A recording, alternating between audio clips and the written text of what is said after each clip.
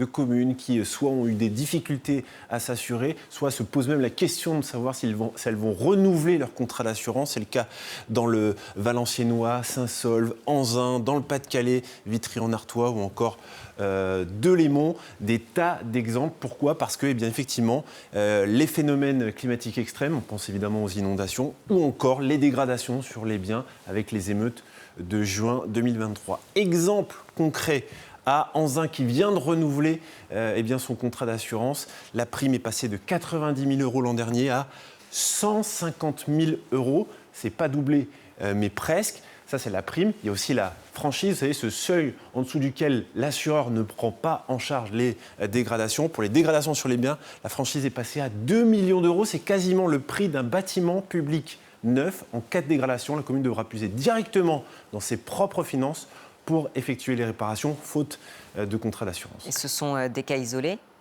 Ce ne sont pas des cas isolés, c'est un phénomène qu'on retrouve partout en France. L'AMF, l'Association des maires de France, estime qu'il y a environ 1500 à 2000 communes qui sont concernées par ça, soit des ruptures de contrat par les assureurs eux-mêmes parce que le risque est trop important, soit des primes qui explose. Regardez, on va reprendre le cas d'Anzin parce que dans certains cas, les communes abandonnent l'idée de s'assurer carrément. Elle a abandonné l'idée sur les arrêts maladie pour ses agents ou les arrêts maternité. Et en cas d'absence, c'est elle qui prendra en charge directement. Tout le monde n'est pas logé à la même enseigne. Certaines communes, les plus petites notamment, ont des primes plus importantes. Le coût moyen est de 18 € pour les communes de moins de 5000 habitants.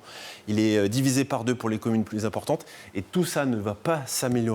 Parce que regardez le coût des dommages climatiques, ces 30 dernières années, 74 milliards d'euros. Il va doubler d'ici 2050. C'est probablement tout un système qu'il faut revoir. Eh oui, un système qui craque. Merci beaucoup Simon pour ces explications.